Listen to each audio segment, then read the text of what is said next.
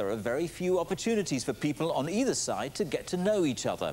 In Jerusalem, one project called Peace Child Israel aims to bring together teenagers from either side of the conflict.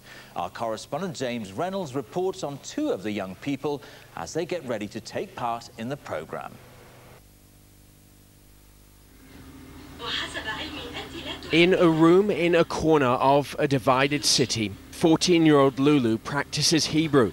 For her, it's a foreign language. Lulu's Palestinian, one of a family of 10 living in Arab East Jerusalem. Until now, she's never got to know any Israelis. It'll be nice to get the chance to mix with the Jews. We'll get to know them better. And I'd like to ask them what they think of the Arabs. I hope there will be peace between us and them so that things will change and it won't be like this anymore. Lulu's home is in a small, crowded valley in East Jerusalem. Israelis tend to stay well away from here. A few miles away, there's the old, prosperous neighborhood of Ein Kerem. Once an Arab village, it's now part of Israeli West Jerusalem. Here at home is 14-year-old Hadass, doing her history homework with her mother. For her, East Jerusalem is a world away. She doesn't know any Palestinians. It's important to meet the Arabs, especially because maybe this way we'll get peace if the individuals talk about it and find new friends.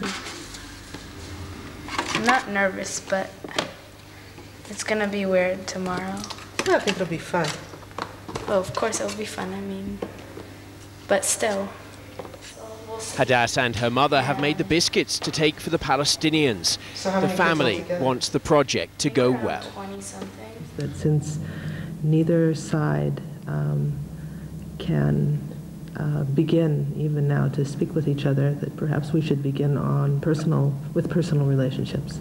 And I think it's especially important with children and young people because they will be our leaders. And there are similar feelings in another kitchen on the other side of the city. Lulu's mother has encouraged her to take part in the Peace Child project. It's a great idea. I would do it myself if I had the chance. It's important to try to understand each other. I hope it helps us to find peace and to solve the problem. In theory, Jerusalem is an open city. There are no checkpoints between east and west. And if you like, you can simply just walk across from one part of the city to the other. But in practice, everybody knows the boundaries. And this road marks the dividing line between east and west. On this side, there are the Israelis. On this side, there are the Palestinians. And most people feel safer and happier sticking to their side of the city. So, the Peace Child program is a rare chance for teenagers on either side of this road to come together. The day of the first meeting, Hadass and the Israeli teenagers wait for the Palestinians to turn up. A few minutes later, Lulu and the other teenagers from East Jerusalem arrive. The anticipation may now be over, but it is, of course, a very polite and nervous beginning for everyone. Inside, it's a shy start for Lulu and her friends. It's the first time all these teenagers have met so many people from Jerusalem's other side. After a while, the groups start to chat, sharing the little of each other's language they've managed to learn. Then the activities begin. The teenagers stand in a circle. As they line up, it's difficult to tell who's Palestinian and who's Israeli.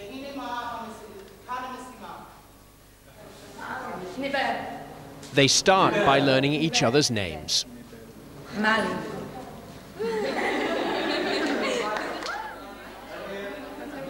Then it's time to pair off. Hadass and Lulu sit down together.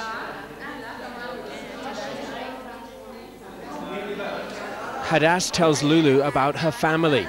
Lulu listens carefully, but it's hard for her to understand everything. These girls may share a conflict and a city, but they don't as yet share a language. For now, the teenagers keep to safe subjects. The questions they really want to ask will have to come later. Like, is it really, really difficult living in the situation where you're afraid that soldiers might barge into your house or tear it down? I want to know how they can be in a land which doesn't belong to them. They say it's theirs, but they occupy it. I think it was very good for us to meet them, and I hope that more people will come here, because I know how people in my school think about Arabs, and it's not that good, and maybe we can change it. It feels good to be here. I want to get to know them.